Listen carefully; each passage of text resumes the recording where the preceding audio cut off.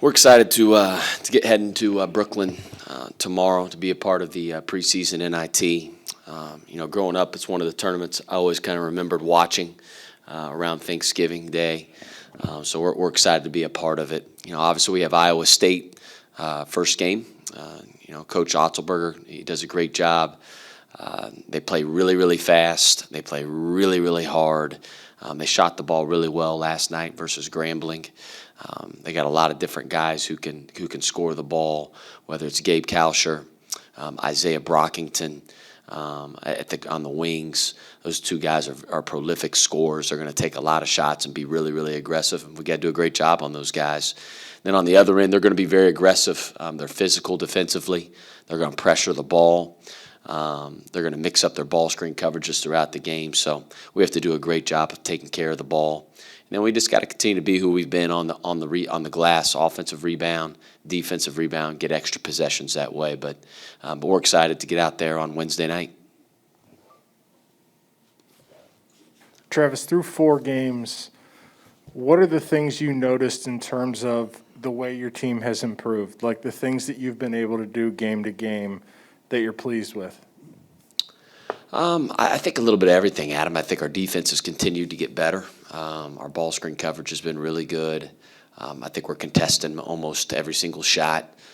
Our rebounding's been good as well on both ends of the floor. Our ball's moving a little bit better, right? And again, that's got to continue to progress. I think trust and rhythm and execution on the offensive end usually takes a little bit longer than the defensive end. So I think we've grown in that area of not taking as quick a shots and not looking like we're rushed on the offensive end, being a little bit more connected. Like I said, it just takes a little bit of time and game experience. And then we got to continue to figure out kind of our team as well. Like we got to continue to play through Jack. I thought we missed him even a few times yesterday in the post. Man, I know they were in a lot of zone and stuff, but we got to continue to play through him on the offensive end in that low post. Did you see anything different from Adam Kunkel yesterday in terms of, or was that just a product of the ball movement and him getting good looks that you think freed him up? Because we really haven't seen him do what he did yesterday since he joined Xavier. Yeah, I thought he was in a good rhythm and a really good flow. I thought our ball was moving extremely well. He didn't rush any of his shots.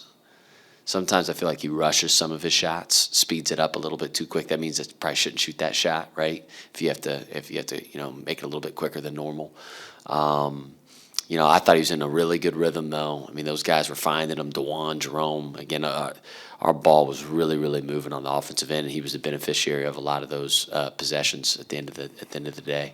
You mentioned Jerome. I rewatched that game last night when I got home, and you kind of look at the box score, and he had not as great night shooting the ball. He struggled a little bit offensively in terms of that, but he really impacted the game with his passing. And I'm curious, with a guy like that who can do some really good things, but he has not shot the ball the way he wants or the way that you want, what are you talking to him about to sort of figure that out and find a place for him where he can live offensively?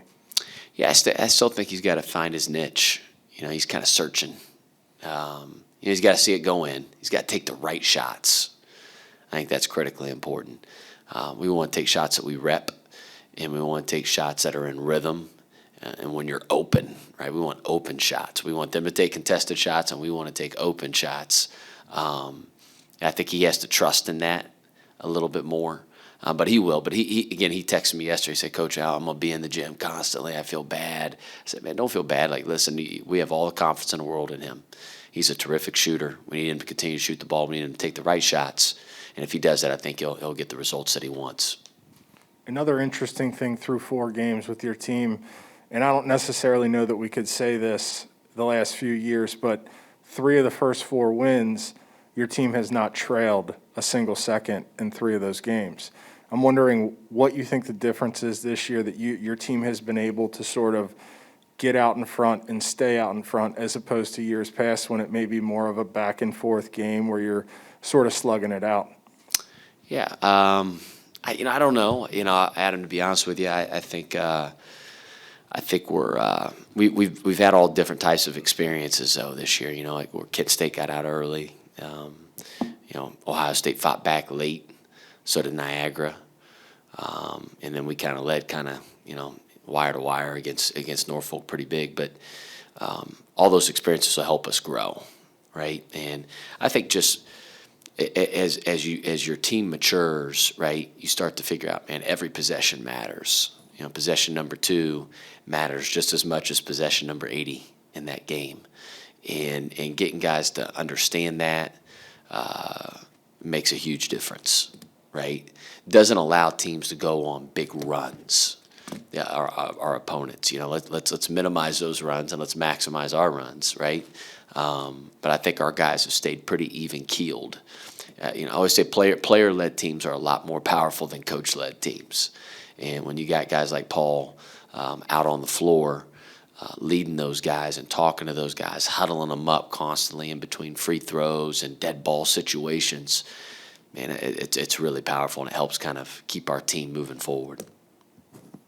Travis, they've got a true freshman point guard who just has moved right in and looks like he's playing all the minutes. He must be a special guy. Yeah, Tyrese is he was ranked the top 50 player in the country coming out of high school, all that stuff. And he's from Milwaukee, really good player, dynamic with the ball in his hands, quick on quick, shoots the ball, can pass it. He does everything. I mean, he's going to be a great player.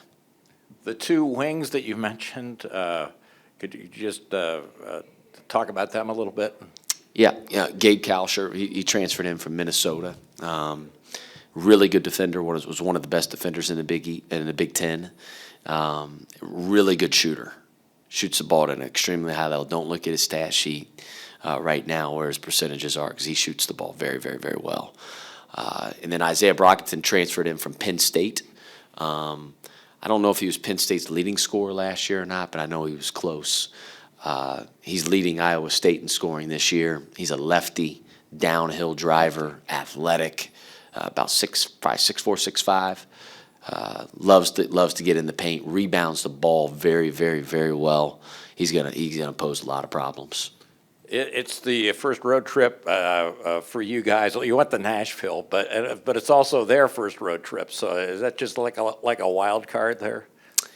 Yeah, I guess, again, it's a neutral site court. I don't know what the crowd's going to look like. Hopefully it'll be pro Xavier. But I don't know what the crowd will look like in Brooklyn. But, again, we're going to be who we are every single day in practice. But I told our guys, we play at noon, we play at 6:30, we play at 8 o'clock. I don't really care who we play. We got to be the same team. We want to play hard, and we want to be together.